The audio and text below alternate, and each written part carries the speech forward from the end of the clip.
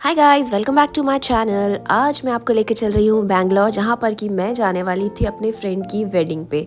हालांकि इस बात को 2-3 महीने हो चुके हैं, पर क्या करूँ, व्लॉग अभी बना रही हूँ। मुंबई से मैंने बैंगलोर की फ़्लाइट पकड़ ली थी और मैं बस 1 घंटे में पहुँच चुकी थी बैंगलोर सिटी। ये फ़र्स्ट टाइम था जब मैं बैंगलोर सिटी जा रही थी और मैं काफ़ी ज़्यादा एक्साइटेड थी। फ्रेंड की शादी अटेंड करने का एक्साइटमेंट अलग था, बट उसके अलावा एक नई सिटी को एक्सप्लोर करने का एक्साइटमेंट भी अलग था। तो मैं दोनों चीज़ करने जा रही थी और इसीलिए मैं काफ़ी ज़्यादा खुश थी। तो फाइनली मैं डेस्टिनेशन में पहुंच चुकी थी जहां पर शादी होने वाली थी।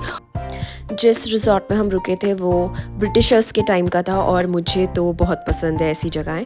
मैंने अपने 2 जोड़ी कपड़े जो कि मैं शादी में पहनने के लिए लाई थी वो मैंने सजा दिए, सो दैट वो मैं रेडी हो जाऊँ टाइम पे।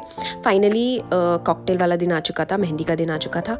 ना चाहते हुए भी मैंने मेहंदी लगा दी थोड़ी सी, और यहाँ पर मैं आप देख सकते हैं मेरी एक नई फ्रेंड बन गई थी जो कि दुल्हन की साइड से थी और मैं दूल्हे की साइड से थी। तो हम दोनों की दोस्ती हो गई और हम दोनों एक दूसरे के साथ ही थे।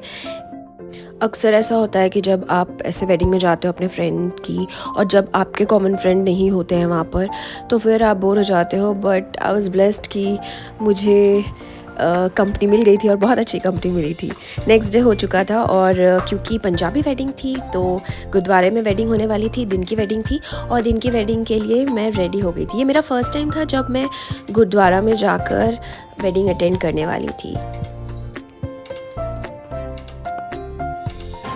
और फाइनली हम एक बहुत ही सुंदर से गुरुद्वारे में पहुंच चुके थे। और जब हम वहाँ पहुँचे तो ऑलरेडी वहाँ पर किसी और की भी वेडिंग चल रही थी, पंजाबी वेडिंग। और उसके बाद थोड़ा वेट करने के बाद हमारा नंबर आ गया था और सब बैठ गए थे, चुपचाप हम सब बैठ गए थे। और हिंदू हिंदू वेडिंग अलग होती है, हम लोगों की वेडिंग अलग होती है। ये काफ़ी सिंपल वेडिंग थी। हमारे यहाँ तो मतलब 7 फेरे होते हैं, पता नहीं क्या क्या होता है। इस वेडिंग में इतना कुछ नहीं होता है, बहुत सिंपल होती है। आप देख सकते हैं कि किस तरह से दूल्हा और दुल्हन दोनों फेरे ले रहे हैं। बट हमारी तरह यहाँ पे अग्नि के फेरे नहीं लिए जाते हैं। But and also like duration जो होती है ना शादी की, वो उतनी लंबी नहीं होती जितनी हिंदू वेडिंग में होती है। फाइनली शादी हो गई थी और अब हमने अपनी फेवरेट जगह, जो मेरी फेवरेट जगह बन गई थी, कॉर्नर हाउस आए, आइसक्रीम खाए। आई होप अगर आप भी बैंगलोर के होंगे तो कॉर्नर हाउस सबको पता होगा। और वहाँ की dark temptation ice cream, oh my God, I miss it. So next day हम लोगों ने वेडिंग अटेंड करने के बाद ऑटो लेकर हमने सोचा कि क्यों ना हम वहाँ के कुछ साइट्स विज़िट करें। और मैंने इंसिस्ट किया कि please I want to see something like vintage. तो मैंने गूगल सर्च किया और मुझे पता चला कि वहाँ पर एक पैलेस है, और पैलेस हो और मैं ना जाऊँ, ऐसा तो हो ही नहीं सकता। फाइनली हम निकल गए थे पैलेस विज़िट करने के लिए, बैंगलोर पैलेस विज़िट करने के लिए। सो ये पैलेस मंडे के अलावा बाकी सारे दिन ओपन रहता है और मॉर्निंग 10 AM से 5:30 के बीच में आप यहाँ जा सकते हैं। और मैं आपको पहले ही बता दूँ, पैलेस के अंदर फ़ोन यूज़ करना बिल्कुल भी अलाउड नहीं होता है। तो मैं इनसाइड जो भी आर्टिफैक्ट्स थे या बाकी चीज़ें थी वो मैं नहीं ज़्यादा कैप्चर कर पाई। थोड़ा बहुत जहाँ पर मुझे लगा कि ये आई कैन नॉट रेजिस्ट, वो मैंने कैप्चर किए हैं चोरी छुप के। यस, मैंने रूल तोड़ा थोड़ा सा। बट यार इतना ब्यूटीफुल था सब कुछ, कलेक्शन इतना ब्यूटीफुल था कि वो आप लोगों को दिखाना तो बनता ही था। And exterior was so beautiful, as you can see that it was well maintained. ऐसा नहीं था कि ये मेंटेन्ड नहीं है, क्योंकि इसके ओनर अभी भी वहाँ आते जाते रहते हैं। उनका ऑफिस है, उनके अपने उनका घर है वो, बट वो ओपन है पब्लिक के लिए भी, ताकि वहाँ पर आकर हम भी देख सके थी किस तरह से राजा महाराजा रहा करते थे। और इसका जो आर्किटेक्चर है वो ब्रिटिशर्स के आर्किटेक्चर से मिलता है, ट्यूडर डिनेस्टी के टाइम का है, मतलब उससे इंस्पायर्ड है। And as you can see the resemblance. वैसे तो मैंने सोचा था कि मैसूर पैलेस जाऊंगी, लेकिन इतना टाइम नहीं था। मैं सिर्फ 3 दिन के लिए बैंगलोर थी, उसमें से भी ऑलरेडी 1.5 दिन शादी में मैं थी, अटेंड करना था, तो इतना ज़्यादा टाइम नहीं था।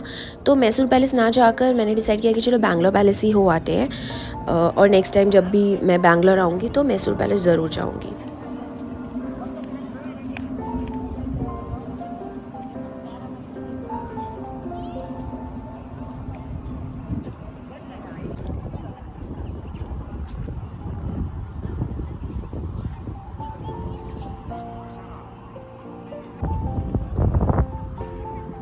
1874 में इसका कंस्ट्रक्शन स्टार्ट किया गया था और 1887 में ये कंप्लीट हो चुका था। वहाँ के जो किंग वाडियार थे उन्होंने इसे बनवाया था और कहा जाता है कि 23,000 में ये बनकर तैयार हो गया था, विच आई डोंट बिलीव। 23,000 तो मेरा रेंट भी नहीं है, उससे भी ज़्यादा मेरा रेंट है, तो I don't believe this, but yeah it's been a very long time. तो होगा शायद 23,000 तब के मे बी 23 करोड़ होते होंगे, आई डोंट नो। और मैं आपको ये भी बता दूं कि अगर आप यहाँ आ रहे हैं ना तो कम से कम 2 घंटा तो लेकर चलिए, आपको पूरा घूमने में इनसाइड एंड आउटडोर 2 घंटा तो लग ही जाएगा। आई वुड नॉट से कि इससे पहले जैसे मैं आपको सलाटगंज लेके गई थी, सलाटजंग लेके गई थी, वहाँ पर काफ़ी ज़्यादा बड़ा था। उतना बड़ा ये पैलेस नहीं है, उससे छोटा है, म्यूज़ियम भी इतना बड़ा नहीं है, बट फिर भी 2 घंटा लगेगा, तो आप उतना टाइम निकाल के जाइएगा। और अब हम रेडी हो गए थे और अपनी नेक्स्ट डेस्टिनेशन की तरफ जाने वाले थे, जो कि है ईशा फाउंडेशन। ईशा फाउंडेशन सिर्फ कोयम्बटूर में ही नहीं है, ईशा फाउंडेशन बैंगलोर से अराउंड 70-75 किलोमीटर्स अवे भी है। और ये रेप्लिका बनाया गया है कोयम्बटूर वाले ईशा फाउंडेशन का। और सच बताऊं तो यहाँ पर एंट्री लेते ही एनर्जीज एकदम चेंज हो गई थी और लॉर्ड शिवा का जो स्टैचू दूर से ही नज़र आ रहा था, जैसे ही हमने कार पार्क की वहीं से हमको नज़र आ रहा था, वो देखकर तो मैं एकदम ही खुश हो गई थी।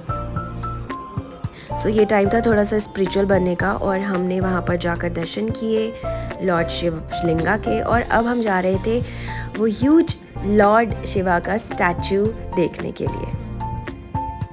सुबह 6 बजे से लेकर शाम के 8 बजे तक ये ओपन रहता है सबके लिए, तो आप उस बीच अपना प्लान कर सकते हो और यहाँ पर आ सकते हैं। इसके अलावा नंदी हिल्स भी पास में ही है, आप वो भी प्लान कर सकते हैं। हम तो वहाँ नहीं जा पाए, पर अगर आप जा रहे हैं तो टाइम निकाल के ज़रूर जाइएगा। एंड ऑल्सो अगर आप यहाँ आ रहे हैं ना तो शाम के टाइम आइए, क्योंकि शाम को ना यहाँ पे लाइट एंड साउंड शो भी होता है, तो 4:30 के बाद आप आएंगे तो आराम से घूम सकते हैं और उसके बाद आप उस शो को भी इंजॉय कर सकते हैं। हम लोगों के शाम के अलग प्लान्स थे, इसलिए हम जल्दी आ गए थे और जल्दी आकर भी मज़ा आया। ऐसा नहीं है कि आप ऐसे इंजॉय नहीं कर सकते, आप वहाँ पर आकर जब भी आएंगे आपको हमेशा ही अच्छा लगेगा। आई थिंक मॉर्निंग में भी बहुत अच्छा लगता होगा। इसके अलावा आप आ रहे हैं तो आप वहाँ पर और एक्टिविटीज़ भी ज्वाइन कर सकते हैं। वहाँ पे मेडिटेशन क्लासेस, योगा क्लासेस भी होती है, आप उसमें भी एनरोल करा सकते हैं खुद को। और वो शॉर्ट टर्म और लॉन्ग टर्म दोनों होती हैं, आप दोनों ही ज्वाइन कर सकते हैं। हम भी जब वहाँ गए तो थोड़ी देर हमने शिवलिंगा के पास बैठ के, जो कि आदि योगी के स्टैचू के जस्ट नीचे बनाया गया है, वहाँ पर हम बैठे थे और वहाँ पे बैठ के हमने थोड़ी देर मेडिटेशन किया। वो एरिया रिस्ट्रिक्टेड था, वहाँ पे फ़ोन यूज़ करना अलाउड नहीं था, इसलिए मैं आपको वो नहीं दिखा सकती, बट या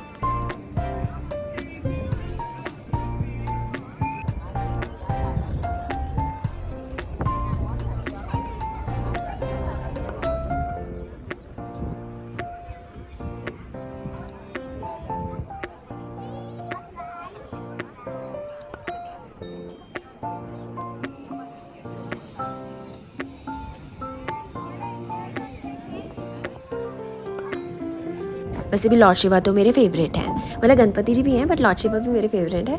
बट मेरा ज्योतिर्लिंग यात्रा का तो ऑलरेडी चल ही रहा है, बट जब भी मौका मिलता है कि आस पास जहाँ भी मैं जा रही हूँ वहाँ पे कुछ और ऐसी स्पिरिचुअल जगह हैं तो मैं ज़रूर जाती हूँ।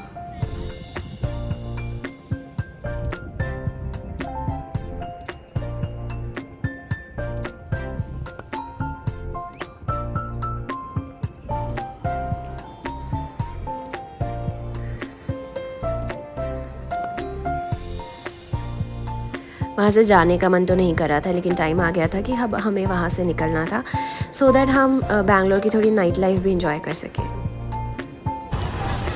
नाइट लाइफ बैंगलोर की काफ़ी हैपनिंग है, तो हम लोग भी गए, पब में गए, हम लोगों ने खाया पिया, इंजॉय किया। और आप देख सकते हैं कि शायद मेरे वेलकम के लिए बैंगलोर सिटी इतनी सजी हुई थी, लेकिन अब टाइम आ चुका था कि मुझे बैंगलोर छोड़ के वापस मुंबई जाना था।